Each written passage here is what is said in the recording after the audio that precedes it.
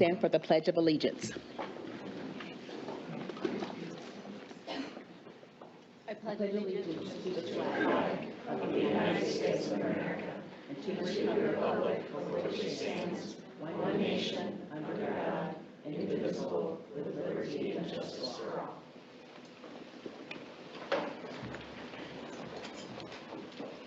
I will now read our land acknowledgement.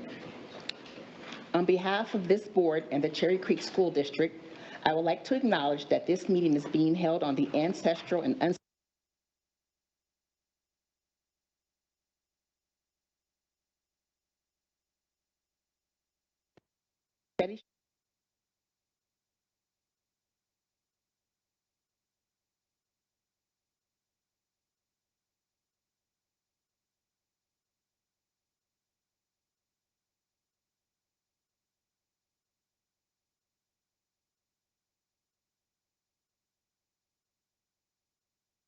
So moved. Is there a second? Second. Roll call, please.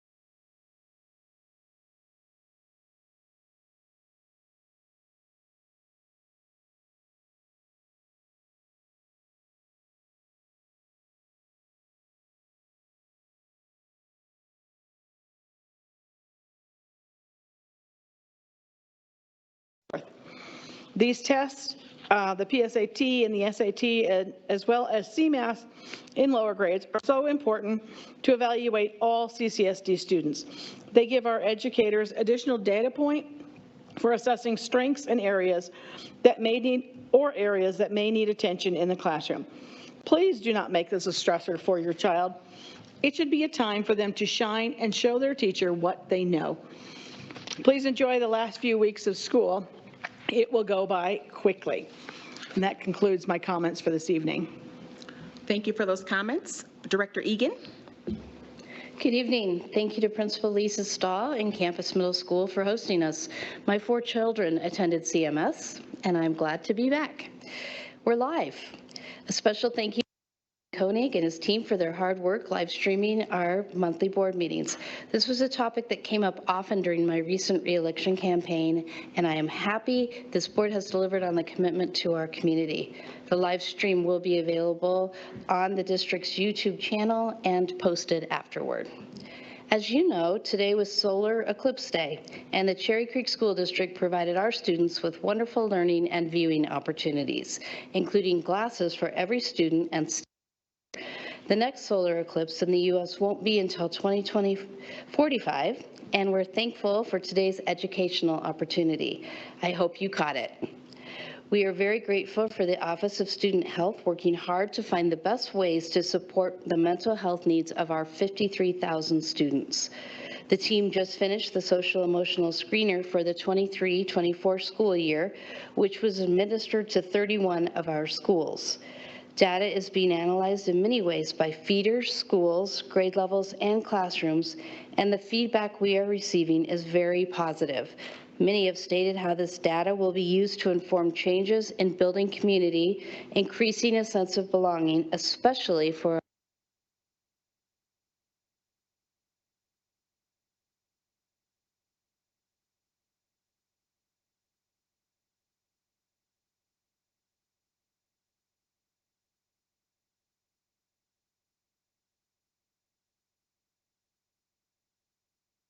have over students who have been referred to Colorado licensed therapists.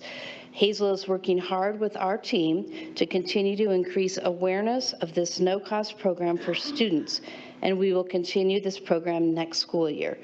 With the Open Stride Health Clinic, all of our clinics now allow for students and their families to walk in without an appointment, which is critical access. The Superintendent Student Advisory Council has become an incredibly important group providing feedback to our staff related to the mental health needs of our students. And many of them completed amazing public service announcements related to their health and safety, including topics such as suicide prevention, depression and anxiety, bullying, and cell phone usage. Students remind us that they are the most important stakeholders to hear and learn from in this work. We are in the process of increasing our in-school mental health clinics through a variety of ways, such as internal staffing to meet the needs of our most at-risk students, including unhoused and newcomer students. We are also adding in-school staffing from Aurora Mental Health and Recovery, All Health, and working on several grants that would increase programming and staffing related to important programs like addiction counselors and K-5 social emotional learning.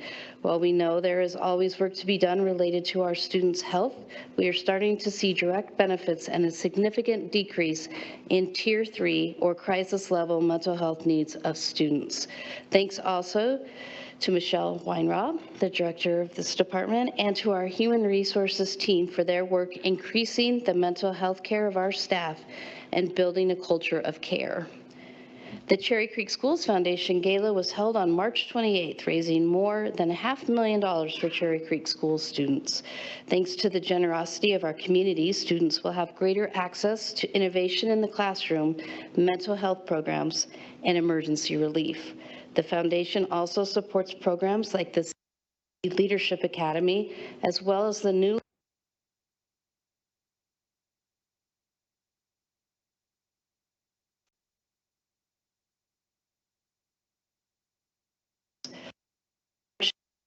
meeting was very well attended and included 3 incredible student speakers from Cherry Creek High School. and a presentation on the state of the district from Scott Smith. The community left informed and financial future of CCSD.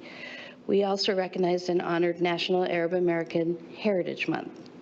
We are thankful that the Colorado General Assembly has agreed to pay off the K-12 factor. We are watching as the School Finance Act makes its way through the state legislature, and we continue to stress the focus on adequacy in education funding, not just equity in funding. Registration is now open April 22nd through April 22nd for the district's Inside Out Summer Enrichment Program, offering students a learning environment that fosters critical thinking, creativity, collaboration, and effective communication skills. Congratulations to Heritage Elementary's WISE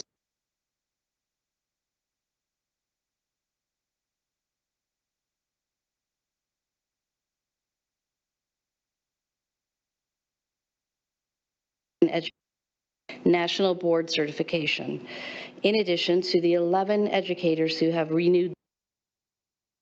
Read more about them and their dedication to our students at cherrycreekschools.org. And congratulations to all the John Irwin award-winning schools mentioned by Director Bates, including Campus Middle School. This concludes my comments. Director Knowles? Thank you. Good evening, and thank you to campus for hosting. Thank you, Principal Stahl and everyone. And thank you for make this possible. Our mobile Board of Education meetings, especially tonight with going live.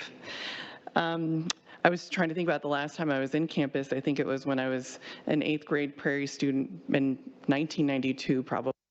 Volleyball, and then it was campus middle unit. It was not yet campus middle school. Yes. Smith for giving testimony at the state capitol on March 27th in favor of Senate Bill 24-188, the Public School Finance Act. This bill would maintain current funding levels while also paying off the negative factor, or also called the Budget Stabilization Factor, BS factor. The clean version of this bill also includes ongoing funding for rural schools, something Cherry Creek schools have long advocated for. The BS factor was created in 2010 due to the fiscal challenges facing the state. The new factor was and is a state budget tool that proportionately reduces the amount of total funding for each school district. If this Public School Finance Act passes, this would be the first time we've funded the School Finance Act since 2009. This means an entire generation of students, including my 2 kids, have missed out on fully funded schools. Colorado school districts have been negatively impacted by the BS factor, forcing districts to cut budgets and continue to make staffing reductions. Over the past 14 years, because of the BS factor, the state has withheld $675 million from Cherry Creek School District. Cumulatively, school districts in Colorado have been cut approximately $11 billion over this time frame. Now, after more than a decade of cuts, the state plans to pay off the BS factor. This is welcome news, and we appreciate the work of lawmakers to zero out the negative factor. However, it only brings funding to 1989 levels and does not make up for the significant cuts that Cherry Creek School District and other school districts across Colorado have faced. As the state legislature turns its attention to other school finance issues in the coming weeks, I urge them to avoid the possibility of creating any future negative factor or fiscal cliffs. As it stands, Colorado continues to fall behind other states with its education funding, trailing the national average by $2,000 to $2,500 per student per year. School districts cannot afford another decade of substantial funding being withheld from our students and teachers. Any sort of cut in funding or changes to the School Finance Act formula without adequate, sustainable funding will have a negative effect on our 15 students, our employees, and our community. That concludes my comments. Thank you. Thank you, Director Knowles. Good evening, and thank you to the campus community for hosting us tonight. As my colleagues have mentioned, and as a part of my commitment I made during my campaign to serve the Cherry Creek School District, we will now live stream our monthly meetings. As one of our core values of equity, streaming will allow access to members of our community who face barriers due to mobility, time constraints, work schedules, transportation, and childcare. I'm excited to have helped bring this idea to fruition and to help our community have access. Thank you for our phenomenal IT department for bringing this idea forth. And I also want to give a quick shout out to the progress and support of women's athletics at the college level. Things are looking up, but we still have a ways to go. Buy tickets and attend events, and let's continue to support our girls. Congratulations to Grandview alum and Iowa Hawkeye Addison O'Grady for her place in March Madness. This month, I had the opportunity to go to the Capitol and visit with lawmakers on the issue of school finance and how it impacts public education, and specifically our district. With so many different school districts, communities, and students, the topic continues to evolve. Get informed and learn how this issue impacts the Cherry Creek School District. Over recent weeks, I've been invited to attend literacy events both within our school district and throughout the metro area. I read books with young readers, participated in an event called Buckets for Books, an activity where students were given 3 chances to make a basket and receive a book. I tampered with the rules and gave everyone a book, whether they made a basket or not. Most of us in this education space know that after 3rd grade, children are reading to learn. I'm excited about our district's plan to focus on literacy as a part of our strategic plan. The Cherry Creek Literacy Plan is designed with a single goal in mind: to support all students in developing strong literacy skills and positive identities as learners. I look forward to providing updates to our community on our progress. One of my favorite parts as a board member is being able to interact with students. On this National Eclipse Day, I was able to observe this rare phenomenon with a group of middle students. In my groups, the teachers shared engaging lessons about science, the science of an eclipse, including the whys, vocabulary, career options, and even safety tips for viewing. Once outside, view the eclipse through shoe boxes, contraptions, and colanders. However, the most awesome view was through the glasses provided by our district to every student. It gave me goosebumps to look to the heavens and have a rare collective moment with our next generation of leaders. Their possibilities are as infinite as the universe. And that concludes my comments. We will now have comments from Superintendent Smith. Thank you, President Garland. So my comments will be brief, as many of you spoke to the situations that Cherry Creek is facing, but I do want to thank Director Knowles for acknowledging the work that this team is doing at the Capitol. So while I take one place of it, I also appreciate President Garland and Director Egan for being down at the Capitol as well and advocating for not just the students in Cherry Creek, but the students across the state of Colorado. And I know the rest of the board will be down at the Capitol soon. So that's what we do in Cherry Creek. We take care of kids. And so I appreciate these 5 women who lead that and walk the talk every single day. And we will continue to press the School Finance Act to ensure that the students of Cherry Creek and the students in the state of Colorado get what they deserve. Not what they need, what they deserve. And so I applaud the work of this board, and I applaud the work of my staff. Also during this time, this is when it gets going fast.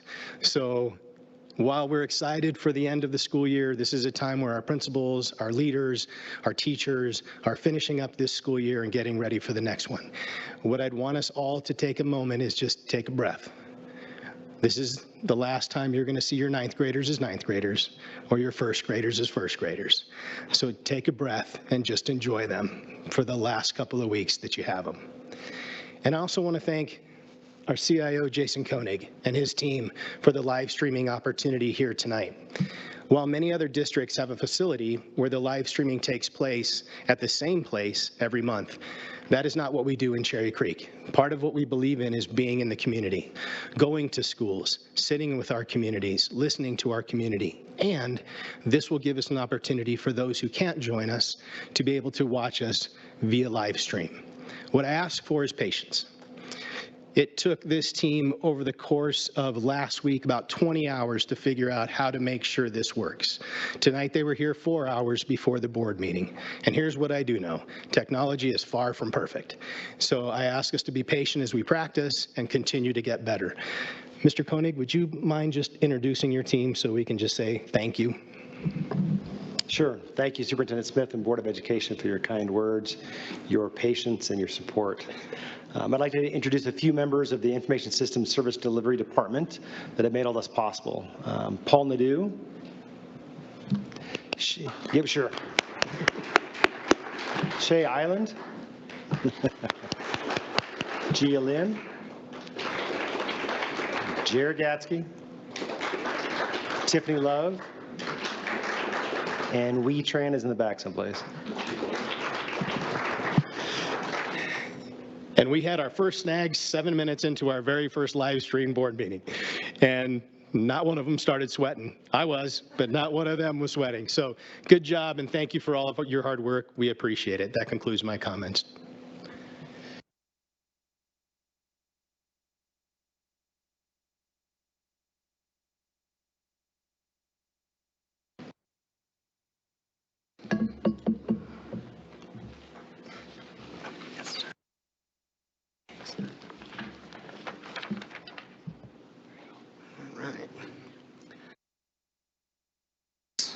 Thank you to the board, and thank you to the millions of viewers out there who have turned in to hear this inaugural presentation on special populations. Which camera am I looking into, Jason? 1, 2, 3. Anyway, thanks for being here. Different things I'll be addressing tonight. One is a strategic plan update for special populations and our work in disproportionality, and I'll also be giving you a short update on special populations and what's going on in our world. Before I get started, though, I do want to introduce, I do have the special populations directors in attendance tonight, so I'm going to do a quick introduction of all of them. Our Director of Gifted and Talented Services, Rebecca Lopez. Yes, you can applaud, yes. Our Director of Early Childhood Education, Stacy Peoples. Director of Elementary Education, Nori Marsh. Her partner, Director of Elementary Education, Dave Gudridge. Lee Williams, Director of Mental Health and Special Education and Middle Schools. And Liz Nardini, our Director of High School Special Education. Dr. Holly Porter, our Director of Language Services and Supports, was here, got here, had an emergency at home, and had to leave. So we had to let her go home and take care of stuff. Okay, so our update. So we'll start with special education disproportionality. That's one of the goals in the strategic plan. And really, in special education, we have two different ways that we track disproportionality. There's the district goals, and in our district identified disproportionality, we look to be about 1% overrepresented in Black students and about 5% overrepresented in Hispanic students. But the other goal that we have to use is actually CDE identified. The Colorado Department of Education has a number of indicators that they track our special education department on, and one of those indicators actually shows that we are over-identified in with Black students identified with having an intellectual disability. So we have a couple of different goals that we're working on. So when we look at our Black students identified with an intellectual disability, we really want to look at the problem identification. Why would that be happening? Because that was a very strange occurrence for us. But what we found out is that 41% of our Black students identified with a primary disability of intellectual disability should have been identified as a multiple disability. So this is actually a training issue and a misidentification of disability with these students. So how are we going to solve that problem? All of our severe special needs education teachers have been trained by the Colorado Department of Education on the appropriate identification of intellectual disability. We have our new psychologists, new school psychologists being trained on the appropriate identification of intellectual disability. And we're working directly with school special education teams to correct students misidentified with an intellectual disability, and that work has been ongoing, hopefully to be done by the end of the school year, though. And we're also doing training for our district-wide SPED teams, including physical therapists, teachers of the visually impaired, assistive tech team, and our deaf and hard of hearing teachers. Now, our Hispanic overrepresentation at the district level is interesting. CDE shows higher numbers of Hispanic students in our significant learning disability and also misidentified in that intellectual disability category. So the problem identification, we believe that the intellectual disability is the same as the previous slide. We need to correct those issues. But the SLD issue is more complex. The easy, simple thought was that these were possibly students who had been former multilingual learners and who had come out of that program and then were needing support and were identified into special education. That proved to be wrong. So our initial assumption was simply wrong. So what we're having to do now is actually dig into that data student by student and school by school and try to figure out if we can pull trends out to why we're seeing that over-identification. And that work is ongoing for us as well. Okay. And then we look at our gifted and talented disproportionality as well. That's the other goal for us in our strategic plan. I am happy to announce to the board that Superintendent Smith did grant our permission. We will be changing the name of the Office of Gifted and Talented Services, Office of Neurodivergence. That will start on July 1st, and we feel that that more accurately represents the students that they work with. So we do have over and under representations in our Office of Neurodivergence. Asian is 4% over, Black is 5% under, Hispanic is 10% under, and White is 13% under. So the problem identification. To start with, we need to realize that the GT department consisted of one coordinator and a secretary until 2019. It was a two-person team. And then as that department slowly started to grow, COVID hit, and then we had the 2 years of really staggering through that. And so our GT department really has only been a functioning department since 2022. Oops. And then the other thing that I would point out around that is that until August of 2022, GT identifications were done completely at the building level with no district level oversight and very little input. And that does lead to differing identifications across building sites depending on who's in the buildings. So the problem solving around that, now the GT department has a weekly meeting all day on Mondays to analyze and approve or send back with an individualized assessment plan all proposed building level GT identifications. They also have monthly GT liaison meetings with individual building level GT teachers to dig into building level data and identify students for identification or talent development and to work on co-planning strategies. They've also gone to the extra step of developing a GT data scorecard, and this is a GT department original creation. This actually shows schools the disaggregated GT data for their school by race and highlights their areas of over and under identification with beginning of the year and middle of the year data updates. They also provide a launchpad list of students for potential identification in underrepresented categories. So between January 8th and February 16th, the GT director and liaisons met individually with 43 elementary and 12 middle school principals and their GT teachers to ensure aligned focus on the strategic plan goals and initiatives to goal set and to outline progress to goal timelines. They discussed the disaggregated school data and the challenges which exist to challenge the progress. They discussed the Launchpad data students and discussed next steps towards identification. And then the building teams created goals and objectives, which the GT office collected in a shared document and talked about progress timelines. There are also monthly GT professional development presentations aligned to disproportionality around talent development, data analysis, and the recognition of characteristics of giftedness in underrepresented population. So I wanted to show you some of these sample scorecards that were a GT department original creation, and I picked them out very intentionally. I want to start with Dry Creek Elementary, because Dry Creek is a school on the west side, and Dry Creek is actually completely proportional in their GT identification. They have no disproportionality. And the secret to that is they have a GT teacher and a principal who are absolutely determined to make sure that they don't have disproportionality. And they've gone to great lengths to identify students. The next school I would call out would be the Challenge School. The Challenge School is our highly gifted and talented magnet school.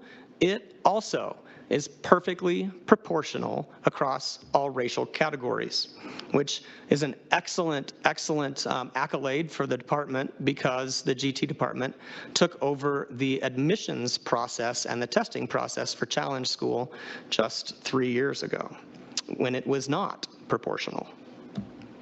And then finally, a different kind of example. I wanted to show you Willow Creek, because they're not proportional, but it's because they're overrepresented with American Indian students, Asian students, and African American students.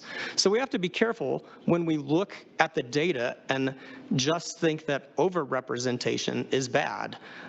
We might want to think about overrepresentation for all. And so then I'll move into the special populations, just a quick overview of our department and our current and upcoming challenges.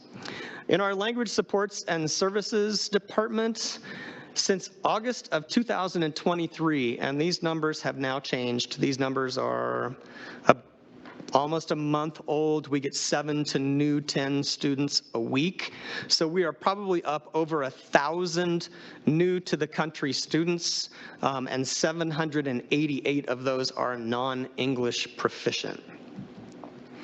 Since October 1st of 2023, we have 538 students new to the country. That number is probably closer to 600 now. 429 of those students are non-English proficient. The Cherry Creek School District has 7,872 multi-language learners, actually surpassing SPED as the highest special population. The current proposed state law to add funding to these students would School District approximately $1.5 million, but it would be one-time money. The highest number of newcomers have come to Overland, Prairie, the Hollies, Village East, Highline, Eastridge, West, and Cherry Creek High School. And to help with this, thanks to Mr. Smith and Mr. Scott Smith, we did get the funding to add 2 Spanish cultural liaisons and 4 FTEs to schools for newcomer support. Those went out to Overland, Prairie, Highline, Eastridge, and Village East, and then the Hollies got a liaison. And then we want to talk about the LSAS funding gap, because it is fantastic that the state is going to fund education at 1989 funding levels, but we still have a gap. As of March of 2023, our state and federal funding received, and these are actually updated numbers, is for LSAS $2,075,396. As a district, though, our total expenditures in that department equate to about $12.3 million, leaving us $10.2 million in the red. And LSAS stands for Language Supports and Services. That's our ELL department. So we backfill the the LSAS department to the tune of about $10.2 million out of the general fund. And then we can talk about universal preschool. Our numbers this year were lower than expected, mainly because the state registration was so difficult. The state matching system has ended up taking months to match students.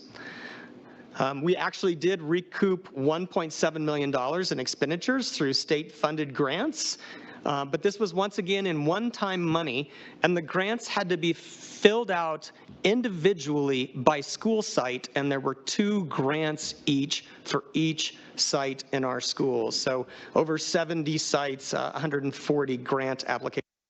$1.7 million in one-time money, which is difficult because you can't hire staff with one-time money, because you can't just hire someone and say, well, now you're gone, our money's gone. To implement universal preschool, the Cherry Creek School District spent about $5.35 million, and we'll have an ongoing cost assessment of what this year has cost us when we finish up the school year. Funding for next year has yet to be determined by the state. And we will move on to special education. In special education, I would tell you that Cherry Creek is once again a destination district. I have the last 6 or 7 years of data here. It shows that we were growing, and then COVID hit and our numbers dropped down, and now these last couple of years we have been climbing back up. And as of this year, with 7,649 students, we are back over our highest previous level of students in special education before COVID. There is a significant funding gap in special education as well. Part of it is due to the funding that the state provides in Colorado, and the other part of it is due to the federal government. The federal government, when they passed the Individuals with Disabilities in Education Act, promised that they would fund it at 30%. They have never come close to funding it at 30%. I believe it's just around 9% now. So our SPED funding gap, we get about $23 million from the state and the federal government for special education. We actually spend $65 million in special education, so our general fund backfills almost $42 million. And then our new Department of Neurodivergence, we have a soaring issue with twice exceptional identifications. This is nothing new. This is happening across the state. Every school district in the state is seeing an incredible in these kinds of identifications. Twice exceptionality is our students who have a disability and who are gifted.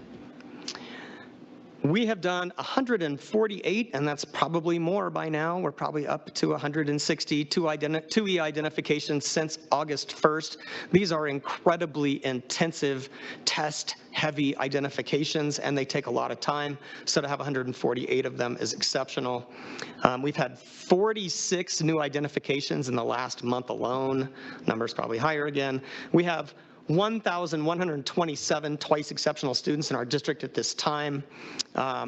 In August of 23 this year, our department began offering schools the ability to sign up for half-an-hour-long 2E consult sessions for questions regarding identifications, programming, and assessment planning. Initially, they offered 5 slots a week. The entire school year was booked within 2 weeks. They've added an additional 11 slots per week, and they are still booked out for 3 months. And GT has a funding gap as well. The state funding that is received is just about $550,000. Our general fund expenditures are around $8.1 million, leaving us to backfill the GT department to the tune of $7.6 million.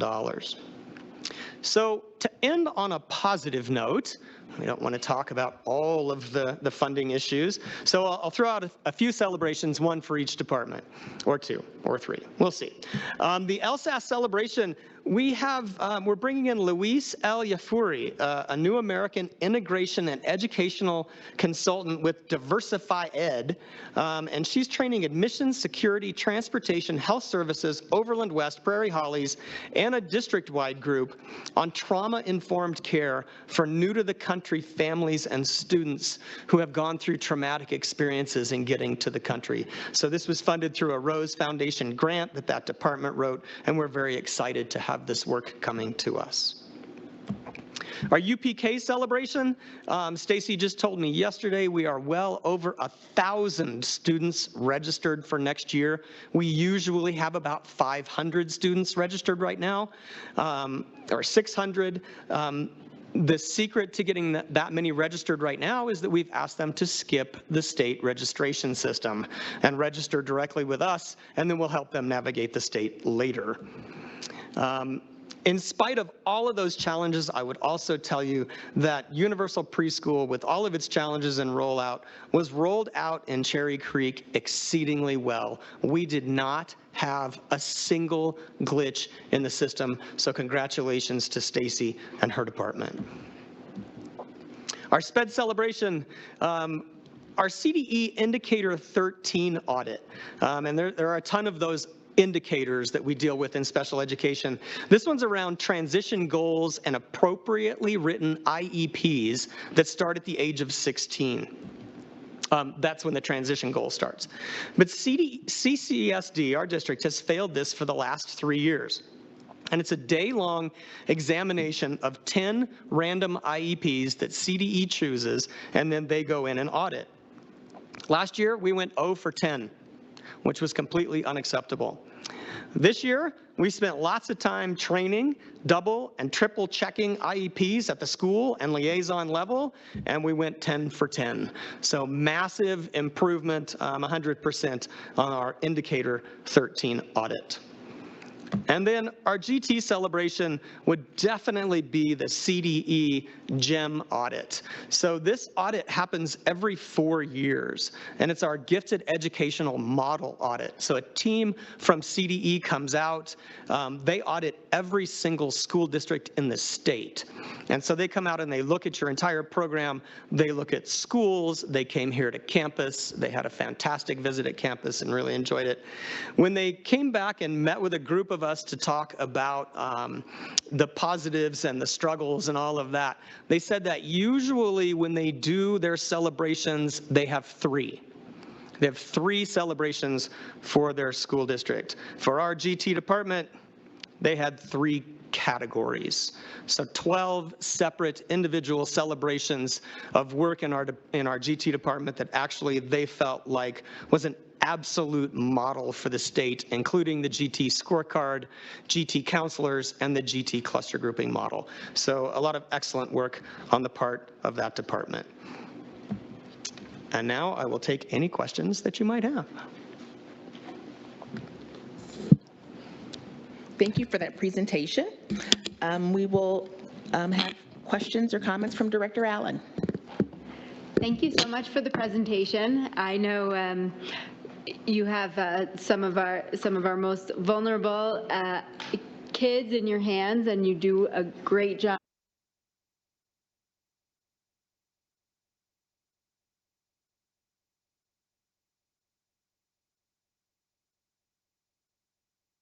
Tonight, so thank you so much.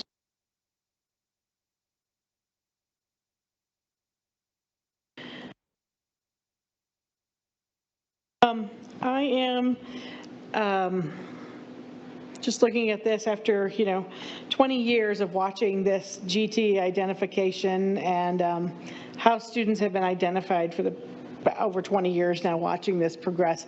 I have to say how impressed I am and how happy I am that we are seeing more students who are able to be identified like they should be, because I know in the past it was a very different situation, and so I'm thrilled to see that this has evolved to where it is now, and also, and I'm thankful that we are receiving the grant so you can have is it Dr. Yusuf? I'm like, what was it again?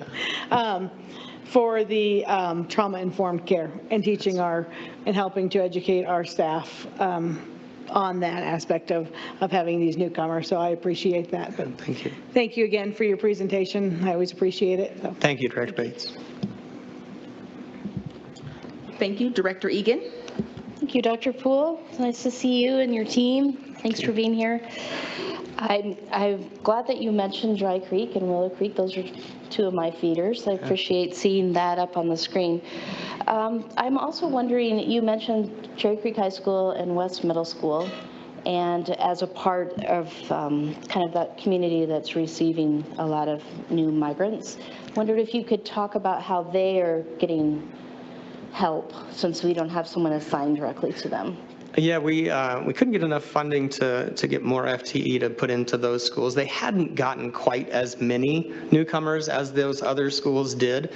And so we try to make sure that we free up the liaisons in that department to support those two schools.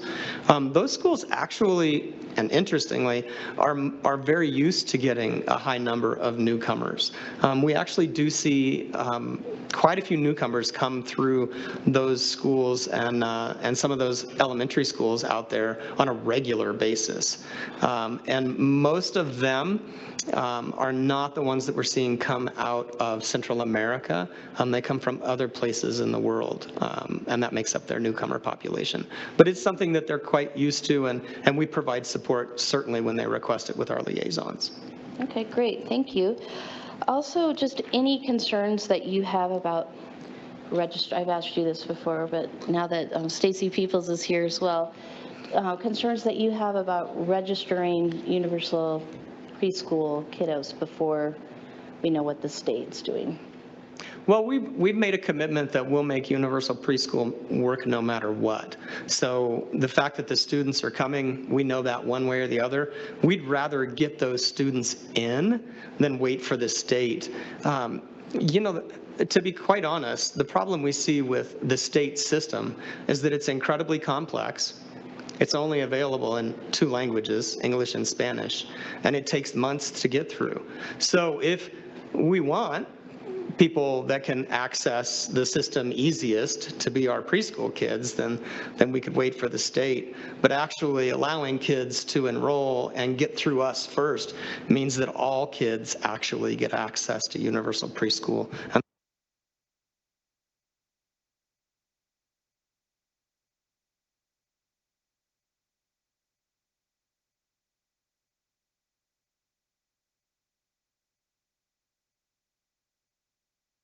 As long as I can.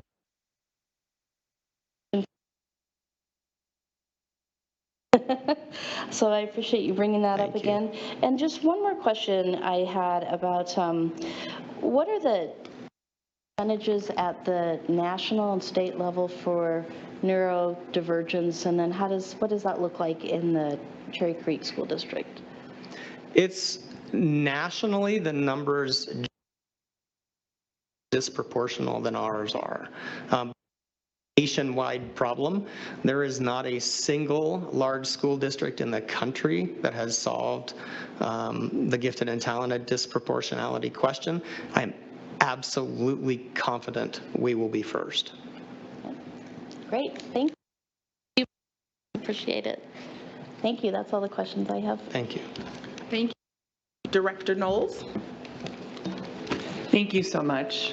I think that the populations you serve are near and dear to the hearts of many of us on the board here and in the district at wide.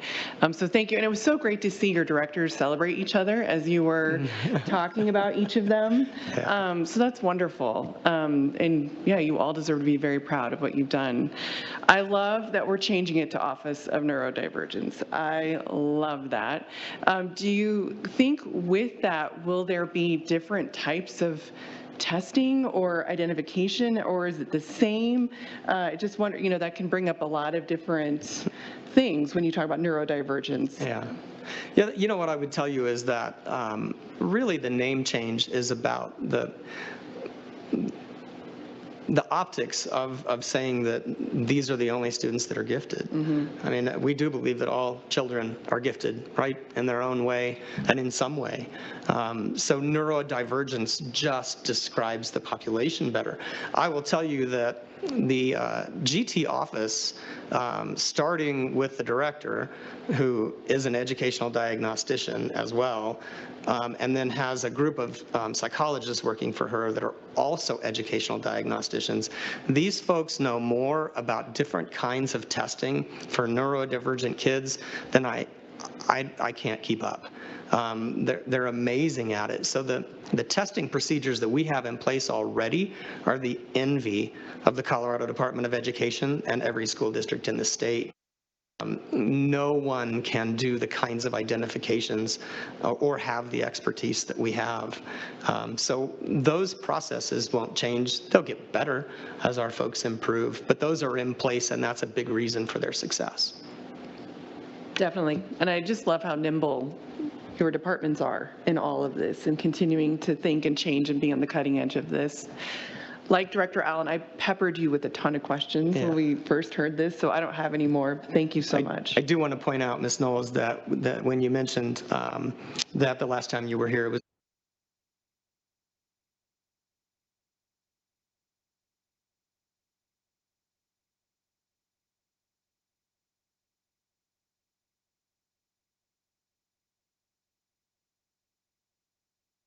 somewhere on my phone I could find it and send it to anyone who. thank you. Your first year, sixth grade, my sixth grade year, your first year, he looks like an eighth grader, but you were teaching eighth graders, I think. So, I used to get kicked out of the hall. Yeah, I believe it. I believe it. Yeah, thank you so much. It's a great picture back when I had hair. Yeah. Thank you. And thank you, Dr. Poole, for your leadership in this topic. I know when I began on the board, it was one clueless about. And so thank you to your team for answering all my questions and sitting with me for sometimes hours at a time to explain how all means all, that we need to work to make sure all of our students are served.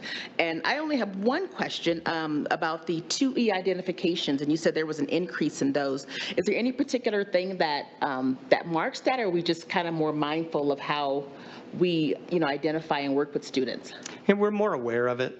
Okay. I think, having that department and having experts in twice exceptionality work in that department and the trainings that they've been able to do out in schools to help people at the school level have that trigger to say, oh, that looks like twice exceptionality.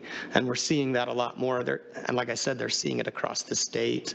CDE was very, very interested in our procedures, in our trainings. They would like to steal all of that. We're going to copyright it, charge them, a per student fee or something like that.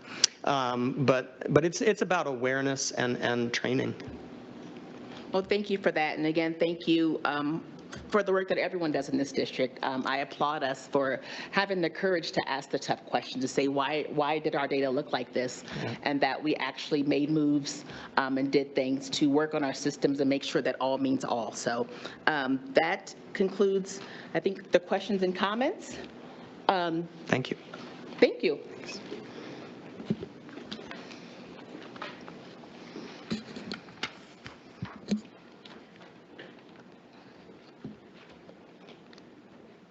It is at this point in our meeting that we make time for members of the audience who have completed the online public comment form prior to 12 noon today to address the Board of Education. In order for everyone to be heard, please limit your comments to a maximum of 2 minutes. A buzzer will sound at the end of the 2 minutes and the microphone audio will be automatically muted. Each speaker may only speak once during public comment.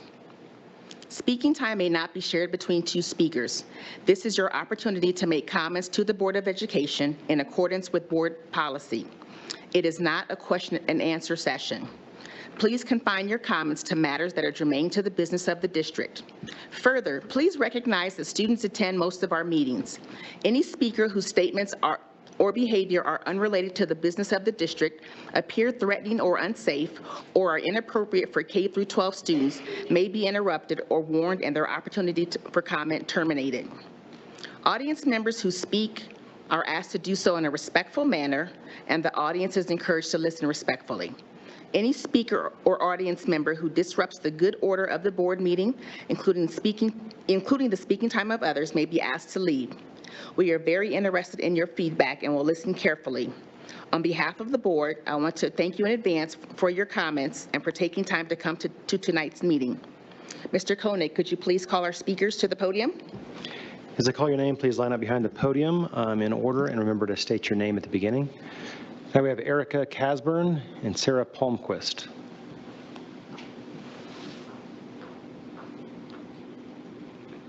Go ahead. Erica Casburn, thank you for your time today. I'm here to present you a petition signed by 239 members of the South Shore community that requests grandfathering and redistricting changes to Altitude Elementary School. My personal plea is to ask for school choice for current students of Altitude Elementary School. Please remember back when you were 8 years old, what did you want from life? What were your basic needs? Security, safety, and consistency are some of the most important things to a child of this age. Imagine just a few months ago, you settle into a new home in a new school and your parents come to you and tell you that you will have to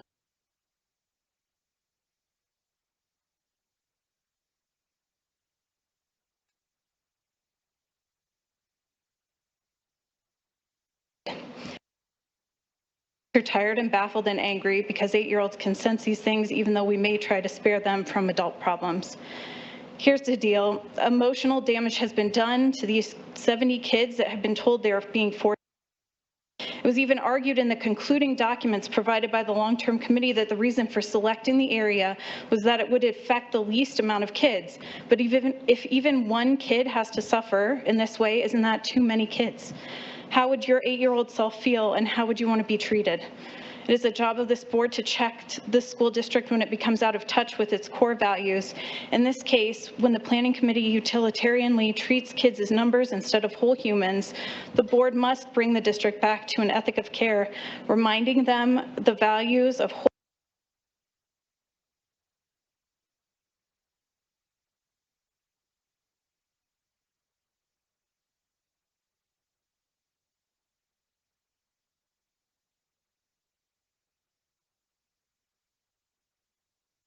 8-year-old self and give current Altitude family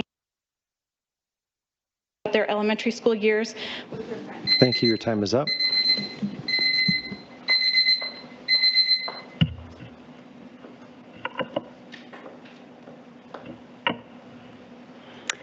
Hi, my name is Sarah Palmquist. Thanks you for listening today. When you announced that you would address the overcrowding, families had anxiety. Communications to the community really put our minds at ease. You told this decision based on a clear set of values: maximizing walkers, minimizing busing, maintaining low costs, contiguous boundaries, and considering pedestrian barriers. I was shocked when I went to the open house sessions to recognize several committee members that live in our community, are close friends with people of our community. I thought, how could they remain unbiased? I was reassured by every committee member I talked to that they would not be voting on this issue. And in fact, the unbiased school board would evaluate all three options and pick the one that best matches the values stated by the district. We were told that if we wanted our voices heard to fill out the survey, over 600 families filled out that survey and overwhelmingly chose option C, which takes existing bus routes of Altitude and buses them to Woodland and keeps areas A and B that border Altitude walking to Altitude. In the end, the community feedback was not taken. The committee did make a recommendation to the board, scenario A, and they did not cite a single one of your values as their reasons why. They said that it impacts the least number of current students. This is veiled language that means that our good friends get to stay and new families have to go. I sat here on March 11th and you did not debate this at all. Instead, you let the personal relationships of 13 people outweigh the feedback from 600. I ask you today to have the courage that comes with your elected position to look at this decision and make sure it's based on values and not nepotism. Thank you. That's all for tonight, President Garland. Thank you. I'd like to call for a motion to approve the consent agenda, resolutions 24, 24.4.1 through 24.4.14. So moved. Is there a second? Second. Roll call, please. Directors Allen, Aye. Bates, Aye. Egan, Aye. Garland, Aye. Knowles. Aye. Motion carries. We have no other business. I'd like to announce our next regular board meeting on Monday, May 13th, 2024 at Thunder Ridge Middle School, located at 5250 South Piccadilly Street in Aurora, Colorado. And I'd like to call for a motion to adjourn our meeting. So moved. Second. Roll call, please. Directors Allen, Aye. Bates, Aye. Egan, Aye. Garland, Aye. Knowles. Aye. Motion carries. Thank you.